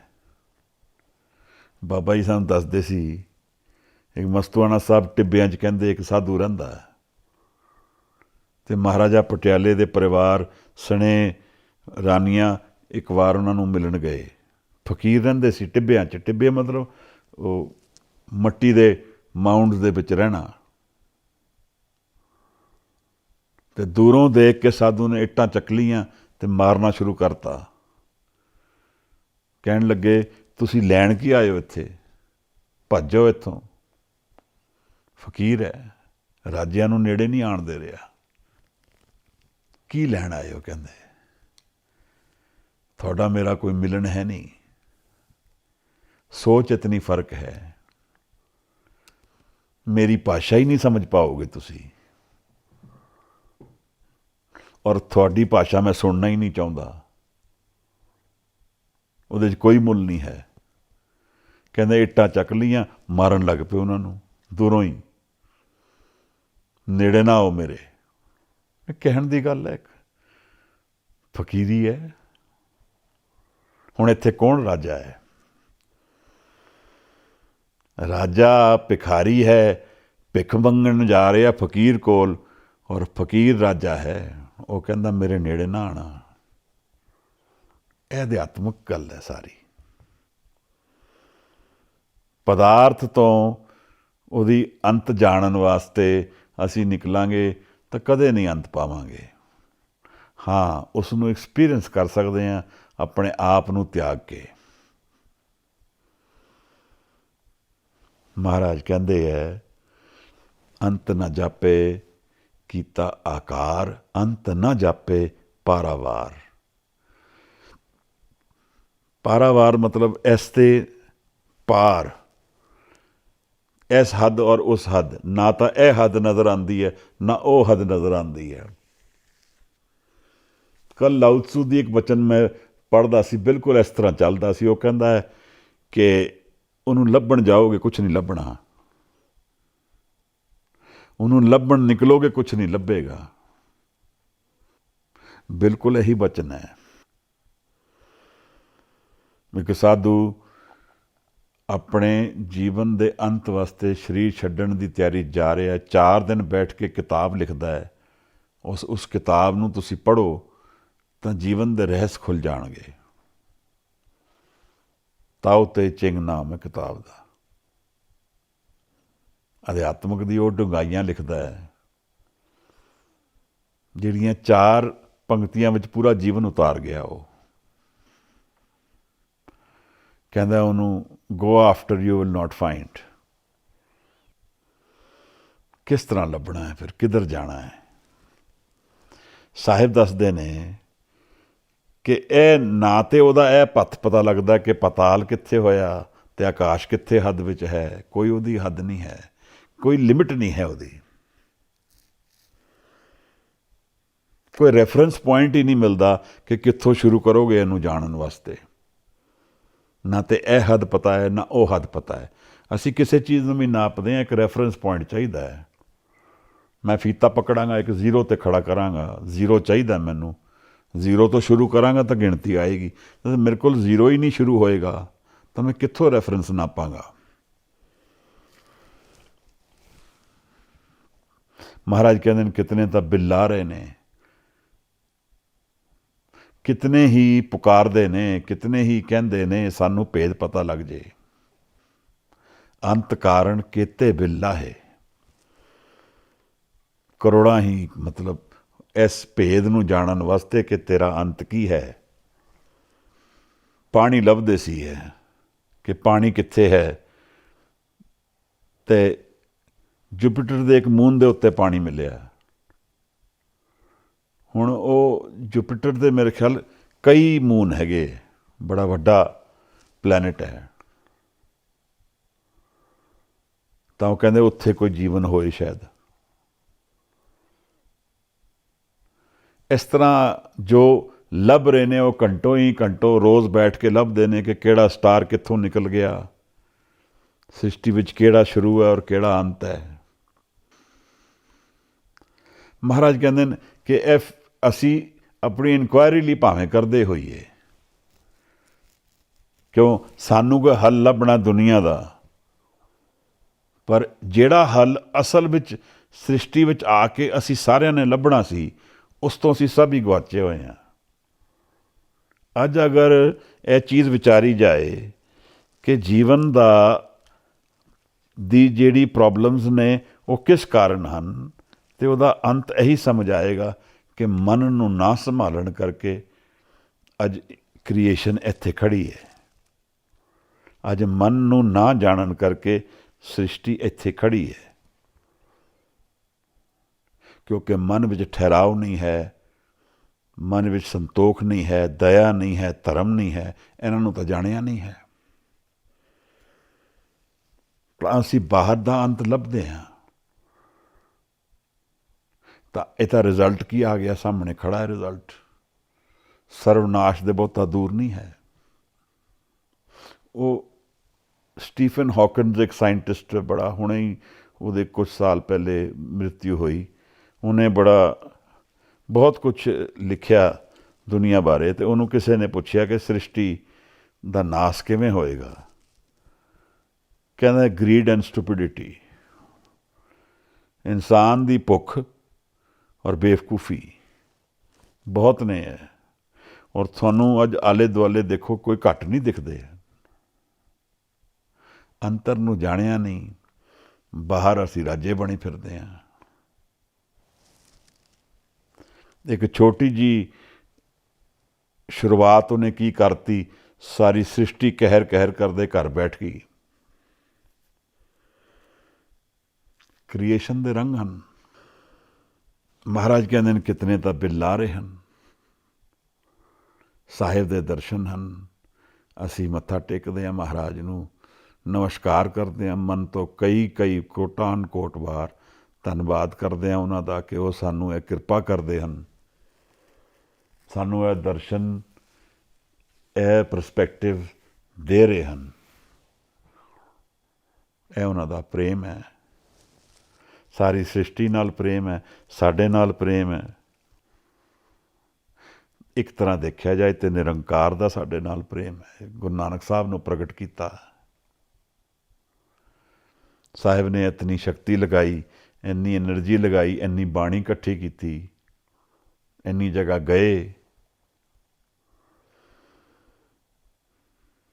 ਮਹਾਰਾਜ ਕਹਿੰਦੇ ਨੇ ਅੰਤ ਕਾਰਨ ਕੀਤੇ ਬਿਲਾਹੇ, ਤਾਂ ਕਿ ਅੰਤ ਨਾ ਪਾਏ ਜਾਏ। ਕਈ ਲੋਕ ਲੱਭਦੇ ਨੇ ਉਹਦਾ ਅੰਤ ਕਿੱਥੇ ਹੈ, ਪਰ ਪਾ ਨਹੀਂ ਸਕ ਰਿਹਾ ਕੋਈ ਵੀ। ਔਰ ਇਹ ਅਧਿਆਤਮ ਨੂੰ ਜਾਣ ਦਾ ਤਰੀਕਾ ਨਹੀਂ ਹੈ। ਅਸੀਂ ਫਿਜ਼ੀਕਲ ਨੂੰ ਐਕਸਪਲੋਰ ਕਰ ਸਕਦੇ ਹਾਂ ਫॉर ਆਰ ਫਿਜ਼ੀਕਲ ਨੀਡਸ, ਪਰ ਅਧਿਆਤਮ ਨੂੰ ਔਰ ਕ੍ਰੀਏਟਰ ਨੂੰ ਜਾਣਨ ਦਾ ਇਹ ਤਰੀਕਾ ਨਹੀਂ ਹੈ ਕਿ ਅਸੀਂ ਉਹਦਾ ਅੰਤ ਲੱਭਣ ਚੱਲ ਜਾਈਏ। ਇਸ ਤਰੀਕੇ ਨਾਲ ਉਸ ਨੂੰ ਨਹੀਂ ਜਾਣਿਆ ਜਾ ਸਕੇਗਾ। ਕਿਉਂ ਨਹੀਂ ਜਾਣਿਆ ਜਾ ਸਕੇਗਾ? ਇਹ ਅੰਤ ਨਾ ਜਾਣੇ ਕੋਈ। ਇਹਦਾ ਜਿਹੜਾ ਅੰਤ ਹੈ ਉਹਨੂੰ ਕੋਈ ਨਹੀਂ ਜਾਣਦਾ, ਕੋਈ ਨਹੀਂ ਜਾਣ ਪਾਏਗਾ। ਬਹੁਤਾ ਕਹੀਏ ਬਹੁਤਾ ਹੋਏ, ਜਿੰਨਾ ਅਸੀਂ ਕਵਾਂਗੇ ਉਤਨਾ ਹੀ ਹੋਰ ਉਹ ਹੋ ਸਕਦਾ ਹੈ, ਹੋ ਜਾਏਗਾ। ਉਹਦੀ ਕੋਈ ਕ੍ਰੀਏਸ਼ਨ ਦੀ ਲਿਮਿਟ ਨਹੀਂ ਹੈ। ਅਸੀਂ ਕਵਾਂਗੇ ਉਹ ਇੱਥੇ ਤੱਕ ਹੈ, ਪਰ ਫਿਰ ਸਾਨੂੰ ਸਮਝ ਆਏਗੀ ਉਹ ਹੋਰ ਵੀ ਹੈ। ਇਹ ਯੂਰਪ ਵਿੱਚ ਜਿਤਨੀ ਐਕਸਪਲੋਰੇਸ਼ਨਸ ਹੋਈ, ਇਹ ਸਾਰੀ ਵਾਈਕਿੰਗਸ ਨੇ ਕੀਤੀਆਂ।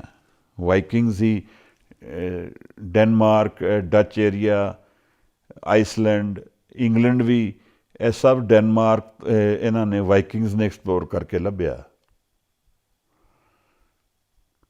ਅਤੇ ਉਹਨਾਂ ਨੂੰ ਲੱਗਦਾ ਸੀ ਕਿ ਅਸੀਂ ਬੜੀ ਦੂਰ ਪਹੁੰਚ ਗਏ ਹਾਂ। ਬਾਅਦ ਵਿੱਚ ਅਮਰੀਕਾ ਵਰਗਾ ਦੇਸ਼ ਬਹੁਤ ਬਾਅਦ 'ਚ ਆ ਕੇ ਲੱਭਿਆ ਇਨਸਾਨ ਨੂੰ, ਉੱਥੇ ਤੱਕ ਹੀ ਹੱਦ ਲੱਭੀ। ਅਸੀਂ ਉਹਨਾਂ ਨੇ ਕਹਿਤਾ ਦੁਨੀਆ ਇੱਥੇ ਤੱਕ ਹੈ, ਪਰ ਦੁਨੀਆ ਤਾਂ ਹੋਰ ਬਥੇਰੀ ਹੈ। ਅੱਜ ਵੀ ਅਸੀਂ ਨਹੀਂ ਜਾਣ ਪਾਉਂਦੇ। ਮਾਊਂਟ ਐਵਰੈਸਟ ਵਰਗੀ ਉਚਾਈ ਹੈ ਧਰਤੀ 'ਤੇ, ਪਰ ਸਮੁੰਦਰ ਉਸ ਤੋਂ ਵੀ ਡੂੰਘਾ ਹੈ। ਸਮੁੰਦਰ ਮਾਊਂਟ ਐਵਰੈਸਟ ਤੋਂ ਵੀ ਡੂੰਘਾ ਹੈ। ਅਗਰ ਅਸੀਂ ਉੱਥੇ ਉਤਰੀਏ ਜਿੱਥੇ ਅਸੀਂ ਨਹੀਂ ਵੀ ਜਾ ਪਾ ਰਹੇ, ਤਾਂ ਉੱਥੇ ਸੂਰਜ ਦੇ ਬਿਨਾਂ ਵੀ ਜੀਵਨ ਹੈ। ਸਾਡੀ ਡਾਇਮੈਂਸ਼ਨਸ ਹੀ ਨਹੀਂ ਹਨ, ਅਸੀਂ ਨਹੀਂ ਜਾਣ ਪਾਵਾਂਗੇ, ਕਦੇ ਨਹੀਂ ਜਾਣ ਪਾਵਾਂਗੇ ਇਹ ਗੱਲ ਨੂੰ। ਉੱਥੇ ਲਾਈਟ ਨਹੀਂ ਹੈ, ਪਰ ਪਾਣੀ ਕਰਕੇ ਉੱਥੇ ਜੀਵਨ ਹੈ। ਉੱਥੇ ਦੇ ਜਿਹੜੇ ਜੀਵ ਜੰਤ ਨੇ ਉਹ ਆਪਣੀ ਲਾਈਟ ਆਪ ਬਣਾਉਂਦੇ, ਉਹਨਾਂ ਦੇ ਅੰਦਰ ਊਰਜਾ ਹੈ। ਕੀ ਡਾਇਮੈਂਸ਼ਨ ਇਨਸਾਨ ਜਾਣ ਸਕਦਾ ਹੈ? ਧਰਤੀ 'ਤੇ ਹੋਏ ਜੰਤ ਨਹੀਂ ਅਸੀਂ ਜਾਣ ਪਾਉਂਦੇ। ਮਹਾਰਾਜ ਕਹਿੰਦੇ ਨੇ ਪਾਤਾਲਾਂ ਪਾਤਾਲ, ਲੱਖ ਆਗਾਸਾਂ ਆਗਾਸ। ਅਨੇਕਾਂ ਹੀ ਤੇ ਆਕਾਸ਼ ਨੇ, ਅਨੇਕਾਂ ਹੀ ਪਾਤਾਲ ਨੇ।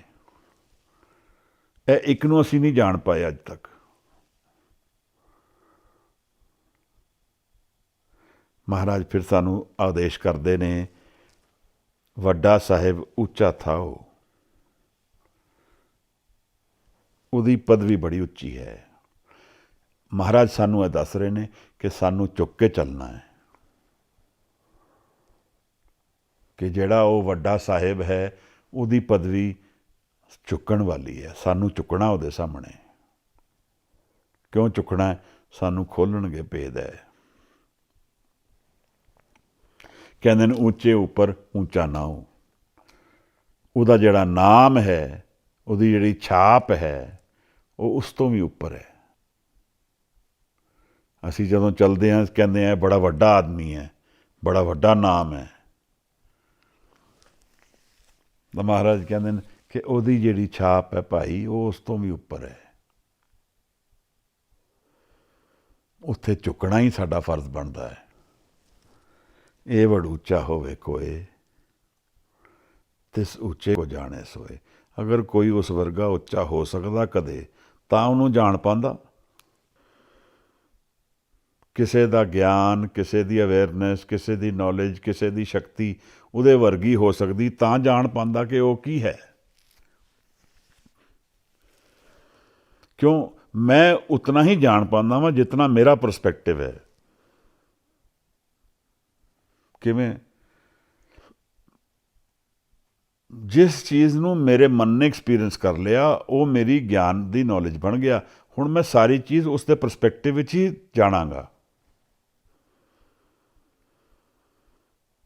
ਮੈਂ ਜਾਣ ਲਿਆ ਕਿ ਇਹ ਸਿਆਣਾ, ਇਤਨਾ ਸਿਆਣਾ ਇਨਸਾਨ ਹੋ ਸਕਦਾ ਹੈ, ਤਾਂ ਮੈਂ ਹੁਣ ਇੱਕ ਮੇਰੀ ਬਿੱਤ ਬਣ ਗਈ। ਹੁਣ ਇਹ ਮੈਂ ਜਾਣ ਪਾਵਾਂਗਾ, ਹਾਂ ਇਹ ਸਿਆਣਾ ਹੈ, ਇਹ ਬਹੁਤ ਹੀ ਸਿਆਣਾ ਹੈ। ਮੇਰੇ ਕੋਲ ਇੱਕ ਮੈਜਰਿੰਗ ਟੂਲ ਆ ਗਿਆ ਆਪਣੇ ਐਕਸਪੀਰੀਅੰਸ ਤੋਂ, ਕਿਉਂਕਿ ਮੈਂ ਉਸ ਸਿਆਣਪ ਐਕਸਪੀਰੀਅੰਸ ਕਰੀ ਹੈ। ਤਾਂ ਅਗਰ ਮੇਰਾ ਐਕਸਪੀਰੀਅੰਸ ਹੀ ਨਹੀਂ ਹੈ, ਮੈਂ ਕਦੇ ਨਹੀਂ ਜਾਣ ਪਾਉਂਦਾ। ਮੇਰਾ ਐਕਸਪੀਰੀਅੰਸ ਨਹੀਂ ਹੈ ਕਿ ਕੋਈ ਇਨਸਾਨ 18 ਘੰਟੇ ਸਮਾਧੀ 'ਚ ਰਹਿ ਸਕਦਾ ਹੈ, ਮੈਂ ਕਿਵੇਂ ਜਾਣ ਪਾਵਾਂਗਾ? ਮੈਂ ਉਹਦੀ ਗੱਲ ਕਰ ਸਕਦਾ, ਉਹਦੇ ਬਾਰੇ ਕਹਿ ਸਕਦਾ, ਪਰ ਉਹਨੂੰ ਜਾਣ ਨਹੀਂ ਪਾਵਾਂਗਾ ਕਦੇ। ਮੈਂ ਉਹਦੀ ਅਵੇਅਰਨੈਸ ਨਹੀਂ ਕਦੇ ਕਰ ਪਾਵਾਂਗਾ ਕਿ ਇਹਦਾ ਮਤਲਬ ਕੀ ਹੁੰਦਾ, ਇਸ ਅਵਸਥਾ ਦੇ ਕੀ ਹੈ, ਨਹੀਂ ਕਦੇ ਜਾਣ ਪਾਵਾਂਗਾ। ਜਿਤਨਾ ਮੇਰੇ ਕੋਲ ਐਕਸਪੀਰੀਅੰਸ ਹੈ, ਮੈਂ ਉਤਨਾ ਹੀ ਜੀਵਨ ਜਾਣ ਪਾਉਂਦਾ ਹਾਂ। ਜਿਸ ਦੁੱਖ ਦਾ ਮੈਨੂੰ ਐਕਸਪੀਰੀਅੰਸ ਨਹੀਂ, ਉਹ ਮੈਂ ਦੁੱਖ ਮੇਰੇ ਬਿਯੋਂਡ ਹੈ, ਉਸ ਨੂੰ ਮੈਂ ਨਹੀਂ ਕਦੇ ਜਾਣ। ਉਹਦੀ ਮੈਂ ਗੱਲ ਕਰ ਸਕਦਾ ਵਾਂ, ਮੈਂ ਕਹਿ ਸਕਦਾ ਵਾਂ ਅਤੀ ਦੁਖੀ ਹੈ, ਪਰ ਉਹਨੂੰ ਮੈਂ ਜਾਣ ਨਹੀਂ ਪਾਉਂਦਾ। ਤਾਂ ਇਹ ਬੜਾ ਮੰਨੀ ਹੋਈ ਗੱਲ ਹੈ ਸਾਡੇ ਵਿੱਚ ਕਿ ਅਸੀਂ ਕਹਿੰਦੇ ਹਾਂ, ਜਿਸ ਤਨ ਬੀਤੀ ਸੋ ਤਨ ਜਾਣੇ। ਦੂਸਰਾ ਕਦੇ ਨਹੀਂ ਜਾਣ ਪਾਏਗਾ ਇਸ ਐਕਸਪੀਰੀਅੰਸ ਦੀ ਡੈਪਥ ਕੀ ਹੈ, ਕਿਉਂਕਿ ਅਸੀਂ ਜਾਣਿਆ ਹੀ ਨਹੀਂ, ਔਰ ਸਾਡੇ ਕੋਲ ਉਹ ਐਕਸਪੀਰੀਅੰਸ ਨਹੀਂ ਹੈ। ਇਹ ਵਡ ਉੱਚਾ ਹੋਵੇ ਕੋਏ, ਤਿਸ ਉੱਚੇ ਕੋ ਜਾਣੇ ਸੋਏ। ਇਤਨਾ ਉੱਚਾ ਕੋਈ ਕਿਸੇ ਦਾ ਐਕਸਪੀਰੀਅੰਸ ਹੋਏ, ਕਿਸੇ ਦਾ ਗਿਆਨ ਹੋਏ, ਕਿਸੇ ਦੀ ਸ਼ਕਤੀ ਹੋਏ, ਤਾਂ ਉਸ ਨੂੰ ਜਾਣ ਪਾਉਂਦੇ ਆ, ਨਹੀਂ ਤਾਂ ਉਹਨੂੰ ਕਿਵੇਂ ਜਾਣ ਪਾਵਾਂਗੇ? ਇਹ ਸਾਡੀ ਇਮੈਜੀਨੇਸ਼ਨ ਤੋਂ ਬਿਯੋਂਡ ਹੈ। ਅਸੀਂ ਇਮੈਜਿਨ ਵੀ ਉਹੀ ਕਰ ਪਾਉਂਦੇ ਹਾਂ ਜੋ ਸਾਡੀ ਡਾਇਮੈਂਸ਼ਨਸ ਨੇ। ਜਿਹੜੀ ਸਾਡੀ ਡਾਇਮੈਂਸ਼ਨ ਤੋਂ ਪਰੇ ਅਸੀਂ ਇਮੈਜਿਨ ਵੀ ਨਹੀਂ ਕਰ ਪਾਵਾਂਗੇ। ਬਦ ਦਫਾ ਸਾਨੂੰ ਉਹੀ ਚੀਜ਼ ਪਕੜਦੀ ਹੈ, ਅੱਖਾਂ ਨਾਲ ਉਹੀ ਚੀਜ਼ ਪਕੜਦੀ ਹੈ ਜਿਹੜੀ ਸਾਡੀ ਇਮੈਜੀਨੇਸ਼ਨ ਤੋਂ ਬਿਯੋਂਡ ਹੋਏ, ਤਾਂ ਸਾਨੂੰ ਰੋਕ ਲੈਂਦੀ। ਹਾਂ, ਇਹੋ ਜਿਹਾ ਵੀ ਹੋ ਸਕਦਾ ਹੈ, ਇਹ ਵੀ ਹੈ, ਬੜੀ ਕਮਾਲ ਦੀ ਗੱਲ ਹੈ। ਜੀਵਨ ਵਿੱਚ ਤੇ ਸਾਨੂੰ ਕਈ ਵਾਰ ਐਕਸਪੀਰੀਅੰਸ ਹੁੰਦੇ ਹੈ। ਮਹਾਰਾਜ ਕਹਿੰਦੇ ਨੇ, ਤਿਸ ਉੱਚੇ ਕੋ ਜਾਣੇ ਸੋਏ, ਜੇਵੜ ਆਪ ਜਾਣੇ ਆਪ ਆਪ। ਉਹ ਆਪਣੇ ਆਪ ਨੂੰ ਹੀ ਆਪ ਜਾਣਦਾ ਹੈ, ਦੂਸਰਾ ਕੋਈ ਨਹੀਂ ਜਾਣ ਪਾਉਂਦਾ ਉਸ ਨੂੰ। ਜਾਂ ਉਹ ਜਾਣ ਪਾਉਂਦਾ ਜਿਹੜਾ ਉਸ ਦੇ ਵਿੱਚ ਸਮਾ ਗਿਆ, ਉਹ ਵੀ ਉਹਦੀ ਬਿੱਤ ਨਹੀਂ ਜਾਣ ਪਾਉਂਦਾ, ਉਹਦਾ ਅੰਤ ਕੀ ਹੈ। ਮਹਾਰਾਜ ਸਾਨੂੰ ਇਸ ਗਿਆਨ ਦੇ ਰਹੇ ਨੇ, ਕਿਉਂਕਿ ਇਹ ਗਿਆਨ ਜਿਹੜਾ ਬ੍ਰਹਮ ਗਿਆਨ ਅਵਸਥਾ ਤੋਂ ਗਿਆਨ ਦੇ ਰਹੇ ਨੇ, ਇਹ ਉਹਦੇ ਦਰਸ਼ਨ ਨੇ। ਫਿਰ ਸਾਨੂੰ ਅਖੀਰ ਵਿੱਚ ਸਾਹਿਬ ਇੱਕ ਆਦੇਸ਼ ਕਰਦੇ ਹੈ ਕਿ ਨਜ਼ਰ ਕਮਾਣੀ ਹੈ, ਉਹਦਾ ਕਰਮ ਕਮਾਣਾ ਹੈ ਅਸੀਂ। ਨਾਨਕ ਨਦਰੀ ਕਰਮੀ ਦਾਤ, ਇਹ ਉਹਦੀ ਦਾਤ ਹੈ, ਇਹ ਰੈਲੇਵੈਂਟ ਹੈ ਮੇਰੇ ਲਈ, ਔਰ ਇਹਦੇ ਵਾਸਤੇ ਮੈਨੂੰ ਚੁੱਕ ਕੇ ਚੱਲਣਾ ਹੈ। ਨਜ਼ਰ ਉਸ ਨੂੰ ਮਿਲੇਗੀ ਜੋ ਚੁੱਕ ਕੇ ਚੱਲੇਗਾ, ਜਿਸ ਦੀ ਮੈਂ ਅਰਦਾਸ ਕਰਨੀ ਹੈ, ਜਿਸ ਦੀ ਮੈਂ ਪੁਕਾਰ ਕਰਨੀ ਹੈ ਮਨ ਵਿੱਚ, ਜਿਹੜੀ ਚੀਜ਼ ਨੂੰ ਮੈਂ ਲੱਭਣਾ ਹੈ, ਉਹ ਇਹ ਨਜ਼ਰ ਔਰ ਕਰਮ ਦੀ ਅਵਸਥਾ ਹੈ। ਇਹ ਦੋਨੋਂ ਸ਼ਬਦ ਦਾ ਅਰਥ ਇੱਕੋ ਹੀ ਹੈ। ਨਾਨਕ ਨਦਰੀ ਕਰਮੀ ਦਾਤ। ਸਾਨੂੰ ਇਹ ਸਾਹਿਬ ਨੂੰ ਹਾਜ਼ਰ ਨਾਜ਼ਰ ਜਾਣ ਕੇ ਇਹ ਪੁਕਾਰ ਮਨ ਤੋਂ ਕਰਨੀ ਹੈ ਕਿ ਸਾਡੇ 'ਤੇ ਨਜ਼ਰ ਹੋਏ, ਅਸੀਂ ਨਾਮ ਨੂੰ ਜਾਣ ਪਾਈਏ, ਨਾਮ ਦੇ ਅਭਿਆਸ ਵਿੱਚ ਉਤਰ ਪਾਈਏ, ਜੀਵਨ ਨੂੰ ਕੁਝ ਸਮਝ ਪਾਈਏ, ਤਾਂ ਕਿ ਆਪਣਾ ਜੋ ਰੋਲ ਹੈ ਸਾਡੇ ਜੀਵਨ ਦੇ ਵਿੱਚ, ਉਸ ਨੂੰ ਅਸੀਂ ਕਮਾਉਣ ਵਿੱਚ ਉਤਰੀਏ। ਮਹਾਰਾਜ ਕਹਿੰਦੇ ਨਾਨਕ ਨਦਰੀ ਕਰਮੀ ਦਾਤ। ਇਹ 24ਵੀਂ ਪੌੜੀ ਦੇ ਦਰਸ਼ਨ ਨੇ ਮਹਾਰਾਜ। ਭੁੱਲਾਂ ਚੁੱਕਾਂ ਦੀ ਖਿਮਾ ਦੇਣਾ। ਜੇ ਆਪ ਚੋਂ ਕੋਈ ਕੁਝ ਹੋਰ ਸਮਝਾਉਣਾ ਚਾਹਣ ਜਾਂ ਪੁੱਛਣਾ ਚਾਹਣ, ਜ਼ਰੂਰ ਮੋਸਟ ਵੈਲਕਮ।